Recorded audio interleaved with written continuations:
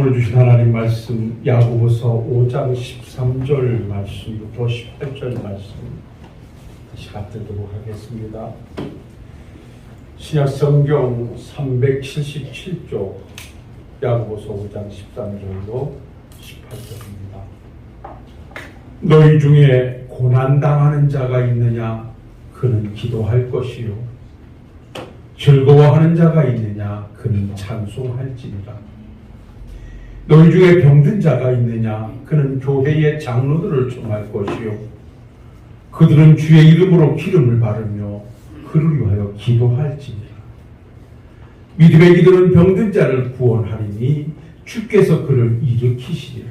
혹시 죄를 범하였을지라도 사하심을 받으리라. 그러므로 너희 죄를 서로 고백하며 병이 낫기를 위하여 서로 기도하라. 의인의 간구는 역사하는 힘이 큼이니라. 엘리야는 우리와 성경이 같은 사람이로되 그가 비가 오지 않기를 간절히 기도한즉 3년 6개월 동안 땅에 비가 오지 아니하고 다시 기도하니 하늘이 비를 주고 땅이 열매를 맺었느니라. 본문의 말씀을 가지고 지난주에 이어서 이제 두 번째 시간으로 즐거워하는 자가 있느냐? 그는 찬송할지니라. 이런 말씀으로 오늘 맥주감사 주일의 말씀으로 한번 은혜를 나누고자 합니다. 지난 시간에도 말씀드렸습니다만 우리는 살아가면서 내가 내 힘으로 해결할 수 없는, 내가 원치 않는 여러 가지 일들 때문에 힘들어하고 때로는 좌절하고 또 때로는 그것에 의해서 무너지기도 하는 인생들이죠. 그래서 전능하신 하나님께서 우리를 아버지 되어주시면서 우리에게 부탁하신 것이 너희들이 해결할 수 없는 고난이 있으면 머뭇거리지 말고 내게 기도해라. 내가 너와 함께하여 그것을 해결할 것이다 라는 말씀이 너희 중에 고난당하는 자가 있느냐? 기도할 것이요 라고 말씀했습니다. 이미 아시고 계시는 대로 성경에 기록된 기도에 관한 말씀은 모두 다 응답을 전제하고 있습니다. 구하라 주실 것이요, 찾으라 찾을 것이요, 두드리라 열릴 것이다. 한번 두드려 봐라. 그러면 열릴런지도 모르겠다가 아니고 열릴 것이다 라고 말씀해요. 너는 내게 부르짖으라. 나는 내게 응답하겠고 라고 또 말씀해요. 그래서 모든 기도는 응답을 전제하고 있기에 이 말씀을 우리말 성경으로 번역해 온다면 기도해라. 내가 함께하여 그 문제를 해결해 줄게 라고 하는 하나님의 음성을 우리가 받으시면 은혜가 되고요.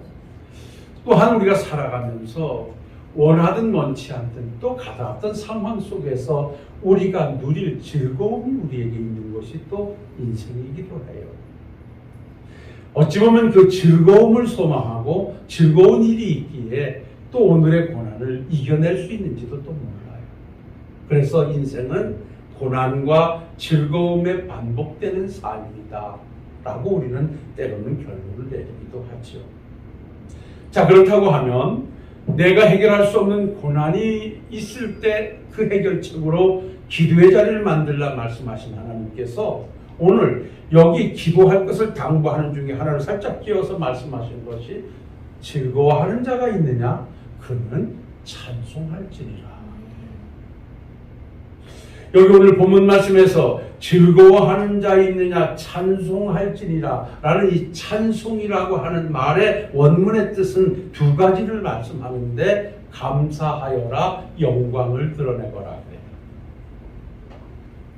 너희들 중에 즐거운 할이 있냐? 그러면 그 즐거운 일을 놓고 감사해라.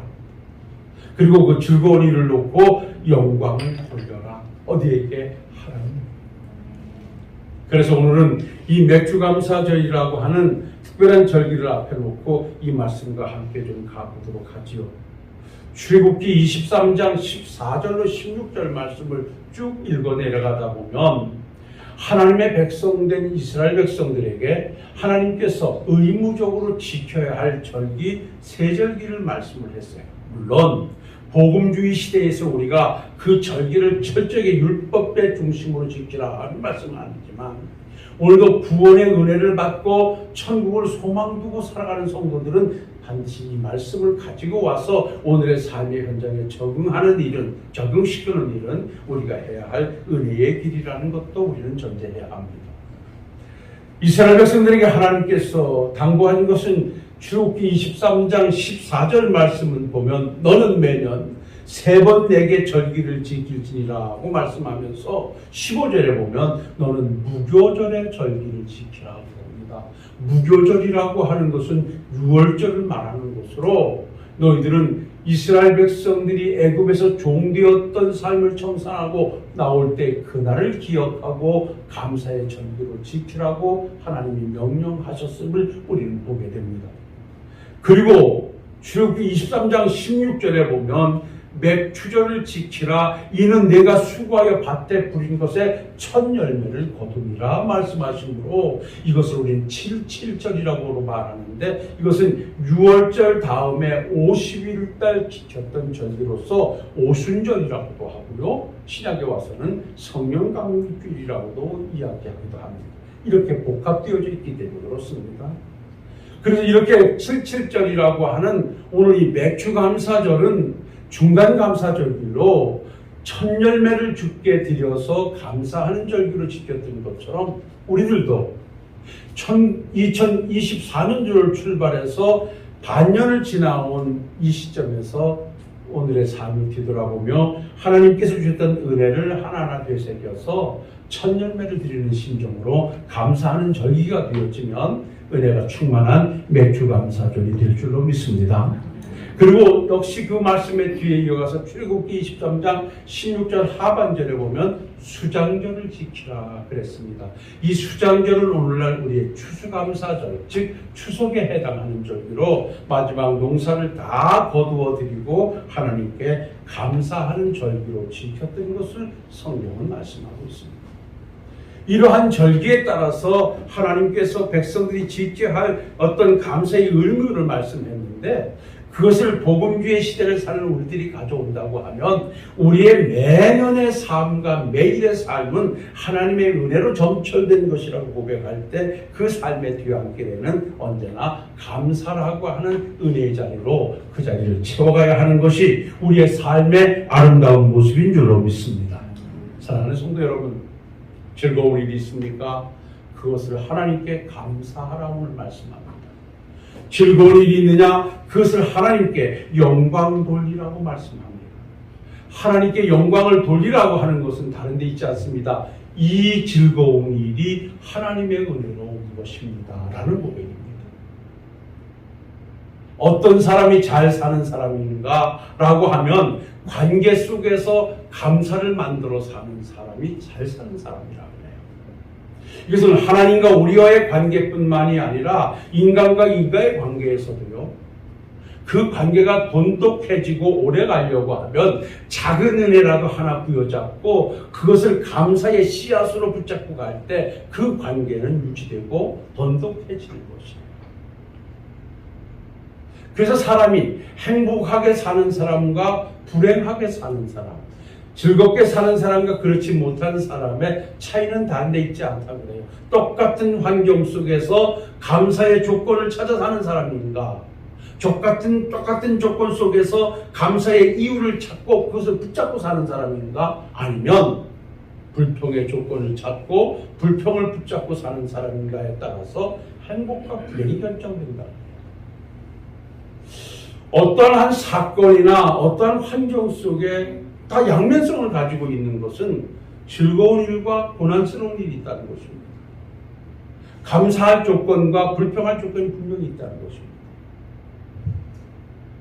우리는 가끔 길을 지나다가 예쁘게 핀 장미꽃을 봅니다. 유명한 말이죠. 두 사람이 장미꽃을 바라보면서 한 사람이 어쩜 저렇게 가시덤불 속에서 예쁜 꽃이 피었지라고 감격을 하고 있는데 어떤 사람은 저 예쁜 꽃에 왜 저렇게 찔레가 있지, 왜 가시가 있지 라고 가시가 있음을 바라보면서 불평하는 사람이 있었다고 해요. 똑같은 장미를 바라봅니다. 똑같은 장미를 바라보면서 꽃을 바라보는 사람과 그 가시를 바라보는 사람의 차이는 현격한 차이를 가져오게 되죠. 우린 살아가면서 그런 것 같습니다. 환경 속에서 내가 무엇을 바라보는가 하는 것입니다. 우리가 교회를 대할 때나 가정에서 함께하는 가족을 대할 때도 모두가 다 기대치가 있기 마련이죠. 그 기대치가 있기 때문에 거기에서 소망이 만들어지기도 하고요. 그 기대치가 있기 때문에 거기서 절망도 만들어진다. 그러면 같은 기대치에서 소망과 절망은 무엇으로 또 극복해 갈 수 있느냐? 그 똑같은 기대치에서 감사의 조건을 찾는 것과 그렇지 않는 것의 차이라는 거죠. 그래서 우리는 오늘 이 매주 감사주의를 통해서 감사의 신학을 회복함에 있어서 우리는 한번 내가 진정 하나님 앞에 어떠한 감사의 이유를 붙잡고 살고 있는가? 함께하는 이웃 속에 가족 관계에서도 나는 어떠한 감사의 이유를 가지고 내 부모님을 대하고 내 자식들을 대하고 관계 속에서 살아가고 있는가 하는 모습도 한번 점검해보면 은혜의 시간이 될 줄로 믿습니다. 사랑하는 성도 여러분, 왜 하나님은 즐거운 일을 만들기 위해서 나도 노력했는데, 나도 했었는데, 나도 기도했는데 왜 그것에 좋은 일을 놓고 하나님께 감사하고 하나님께 영광을 돌리라 했는가요? 이미 말씀드린 대로 그것은 하나님이 주신 것이기 때문이고, 실제 그 말씀의 뒤안길에 들여다보면 딱 한 가지가 있습니다. 그것을 통해서 또 다른 축복을 우리에게 주시기 위함입니다. 우리가 왜 감사해야 되는가라고 하는 것에 대한 결론을 내린다면, 감사라는 말의 원문은 베라크라는 말인데요, 이 말은 축복이라는 말입니다. 감사 자체가 축복의 전조곡이 아니고 축복이라는 말이에요. 그래서 성경을 보면 어떠한 자가 하나님의 은혜와 축복 속에 머물러 있었던가라고 한다면, 하나님이 주신 은혜를 붙잡고 산 사람은 모두가 또 다른 축복 속에서 하나님의 영광을 찬양하고 또한 감사의 자리를 만들어 갔던 것을 우리는 성경을 통해서 너무나 잘 알고 있어요. 오늘 그 두 사람을 제가 소개해드리고 오늘 설교를 마치려고 합니다. 자, 우리가 감사해야 될 이유가 그 감사의 조건을 하나님이 주셨기 때문이라, 그리고 그 감사는 또 다른 축복을 가져오기 때문이라고 전제해 놨다면, 성경에 보면 그렇게 살아서 복을 받은 사람이 있는가 하면 그렇게 살지 못해서 어려움을 겪은 사람들이 있어요. 우리가 기도의 사람 히스기야에 관해서는 제가 성경 속에서 강단에서 가장 많이 인용하는 왕 중에 하나입니다. 기도의 용사지요. 어려움이 있을 때 기도할 줄 알았고요. 늘 어려움이 있으면 하나님의 성전을 찾았고요.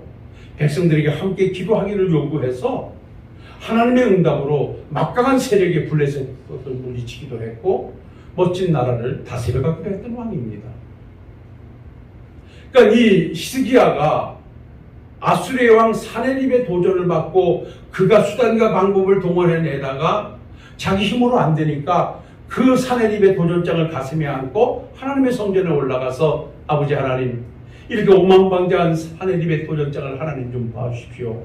내 힘으로는 해결할 수 없으니 하나님이 오셔서 이놈들을 좀 해결해 주십시오. 그래서 하나님께서 그 기도를 들으시고 그 밤에 오셔서 18만 5천 명을 쳐 죽임으로 이스라엘 백성들에게 승리를 안겨주셨던 것은 내가 지난주에 또 말씀을 드렸어요. 이렇게 고난과 어려움이 있을 때 기도해 승리했던 히스기야가 어느 날 이사야 선지자가 찾아와서 그럽니다. 히스기야야, 하나님께서 말씀하시는데 너는 이제 더 살지 못하고 죽는단다. 그러니 빨리 집을 정리하고 하나님께 갈 준비나 하거라. 이렇게 사형언도를 내립니다.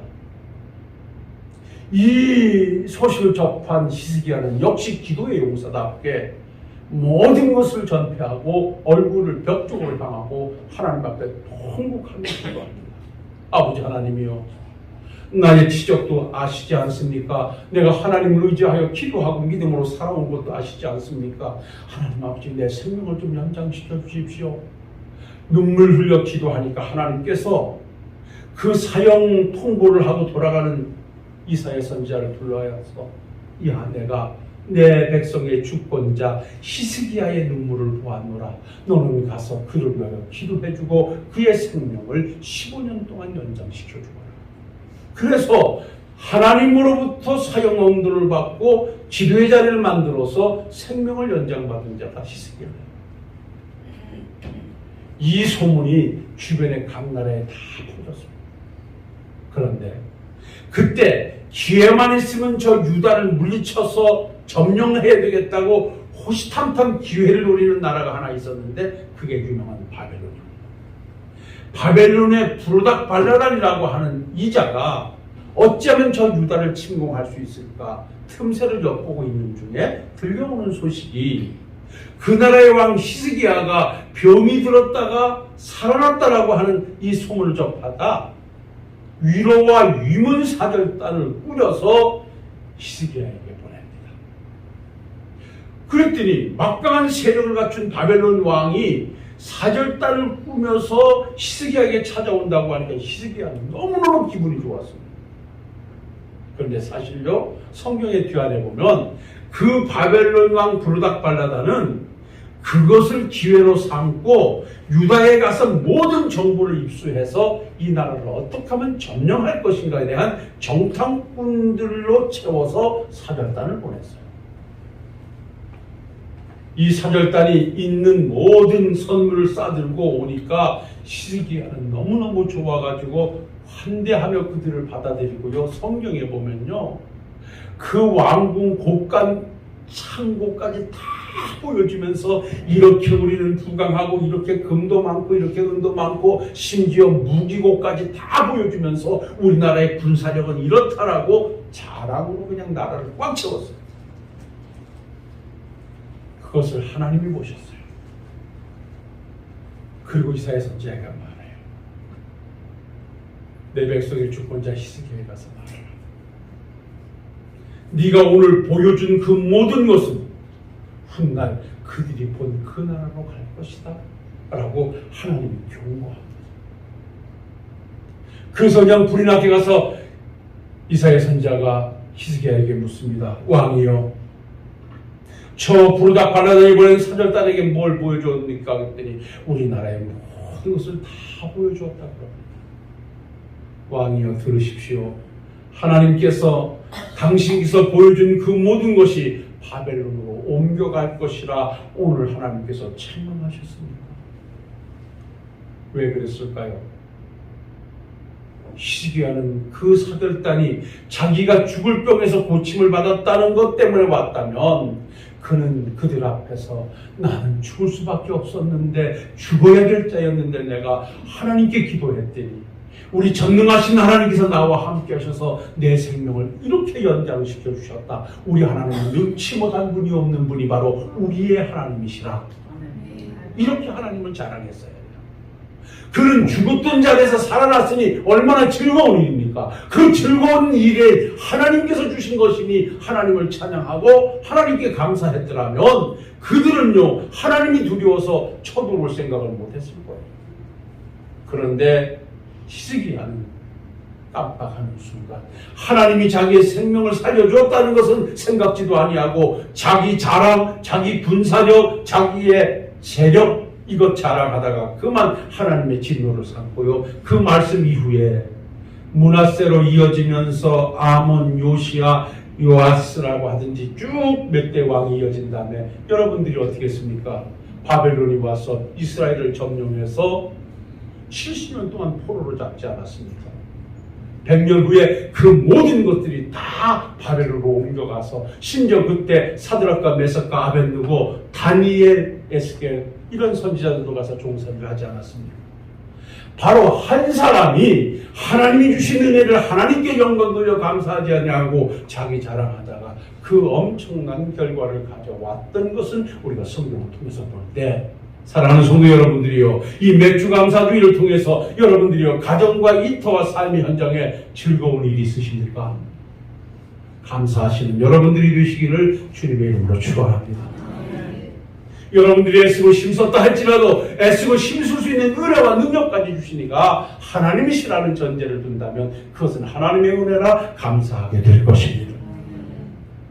반면에 진정 하나님의 은혜임을 고백해서 승리한 사람이 누굽니까? 여러분에게 길게 말씀드릴 필요도 없지요.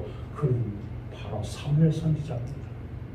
엘리 선지자의 몰락 이후에 그가 이스라엘 백성들에게 종교개혁을 단행하고 하나님 중심 체제로 모든 체제를 바꾸기 위해서 미스바에 모여서 부흥회를 하면서 하나님 중심으로 이스라엘 백성들을 이끌고 있었습니다.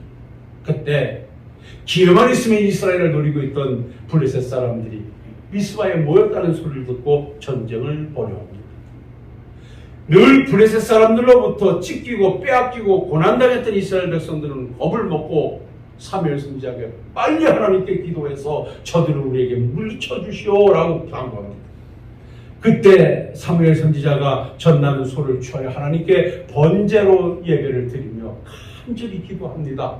그랬더니 하나님께서 그 사무엘의 기도를 들으시고요, 그 전장에 오셔서 블레셋 사람들을 어지럽게 확 뒤엎어 놓으니까 그들이 정신을 못 차리자 이스라엘 백성들이 쫓아내려가서 그들을 철저하게 물리치고 이스라엘에게 승리를 가져왔습니다.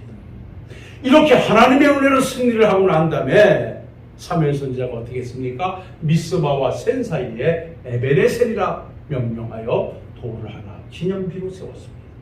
그 에베네셀은 여러분들이 잘 알고 계시는 대로 따라합시다. 하나님께서 여기까지 도우셨다.